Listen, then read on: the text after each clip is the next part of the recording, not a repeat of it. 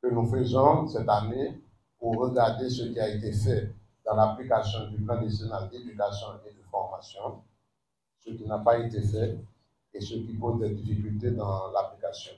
Je salue le représentant de l'ONAPI qui est avec nous, tous les partenaires de l'éducation qui sont avec nous dans la salle, y compris le coordonnateur du groupe du cluster de l'éducation en urgence, qui prendra la parole également dans la partie technique de cet atelier. Je salue tous les directeurs techniques du ministère, tous les collègues enseignants qui sont dans la salle, et tous les collègues journalistes qui suivent cet événement depuis le début.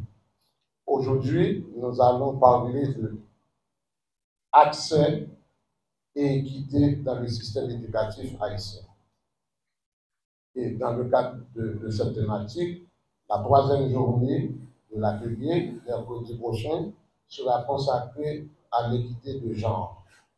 Parce que dans le cadre de la revue sectorielle et le renforcement des capacités du système éducatif haïtien, nous sommes en train d'appuyer le ministère de l'Éducation nationale dans une analyse de genre dans le système éducatif haïtien, pour constater en quel sens le fait d'être une fille ou un garçon est pris en compte dans le système éducatif, dans la construction d'écoles, dans l'élaboration des manuels scolaires, dans le choix des illustrations qu'on met dans les manuels.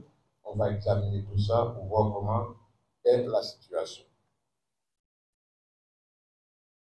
Dans les travaux en atelier, les participants vont examiner, parmi les chiffres évoqués tout à l'heure par le directeur de la communication, en termes de construction d'écoles, construction de centres de formation technique et professionnelle, construction d'universités, qu'est-ce qui a été fait entre 2020 et aujourd'hui? Quels sont les chantiers qui sont en cours? Combien de nouvelles salles de classe ont été construites? Et quelles sont les difficultés rencontrées en Haïti dans le processus de construction de nouvelles écoles, de nouveaux centres de formation technique et professionnelle et dans la construction des infrastructures universitaires. Maintenant, quand nous analysons les difficultés, les progrès, les participants seront en mesure de formuler des recommandations pour que les autorités puissent faire mieux et prendre des meilleures décisions concernant les places disponibles dans les écoles, les universités et les centres de formation technique et professionnelle en Haïti. Nous remercions les journalistes qui partagent ces informations avec le grand public, parce que l'éducation ne concerne pas seulement le ministère de l'Éducation nationale et les institutions éducatives, cela concerne également les officiels du ministère de l'Économie et des Finances, du ministère de la Planification et de la Coopération externe, tous les membres du gouvernement et aussi tous les partenaires techniques et financiers qui doivent nous aider dans l'amélioration des infrastructures scolaires dans le pays. Je vous remercie et je vous souhaite bonne participation à tout le monde. L'éducation nationale, c'est l'ONAPE. Et avec plaisir, nous allons écouter bien le nom que j'apprécie, c'est M. Dixiben. Vous aimez le nom? Voilà, M. Dixiben Delusman, qui est le représentant de l'ONAPE, qui aura passé quelques mois en cette circonstance. Ne nous faites pas danser, c'est nous. Santé scolaire et garantit un accompagnement pédagogique aux élèves. L'éducation non formelle destinée à offrir une seconde chance aux enfants hors du système et aux adultes en quête de formation et d'alphabétisation. Ces cadres de réflexion nous offrent une occasion unique d'évaluer nos progrès, d'identifier les obstacles persistants et de formuler des recommandations concrètes pour l'avenir. Car si des avancées notables ont été réalisées, notamment à travers la scolarisation gratuite, l'amélioration de l'accès aux écoles publiques et le développement des programmes de soutien, il reste encore beaucoup à faire pour combler les écarts entre les zones rurales et urbaines, entre les groupes sociaux et les différents segments du système éducatif.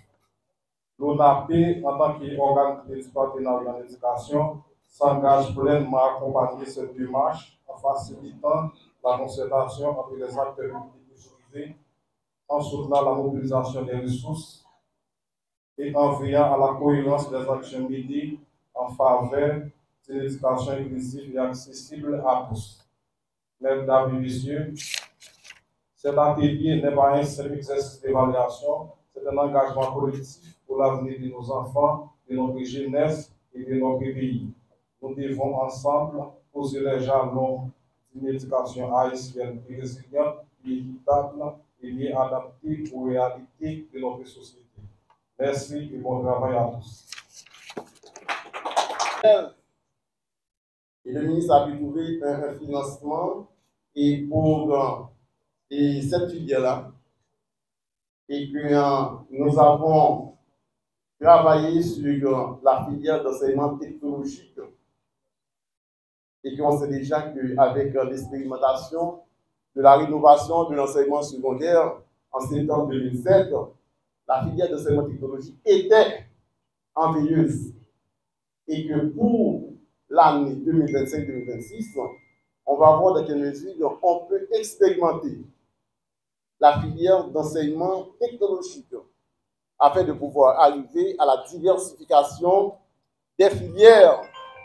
Et il faut dire en passant que ça s'inscrit dans une démarche de réduction de la pauvreté et pour arriver aussi à la paix sociale tout en diminuant ce qu'on peut appeler les tensions sociales dans le pays. Mesdames, Messieurs, comme j'avais dit, évidemment, j'avais dit originellement que je vais dire seulement trois choses. La troisième chose, c'est que nous allons lancer un appel solennel à tous les enseignants du secteur public. Nous demandons à tous les enseignants du secteur public de reprendre les cours dans les lycées et dans les écoles nationales. Et que le ministère, à partir du décret du 17 mai 2005, dans son article 167, qui fait injonction à tous les enseignants du secteur public d'être présents à leur poste de travail selon l'horaire imparti. Mesdames, Messieurs, sur ce, je déclare ouvert l'atelier portant sur l'accès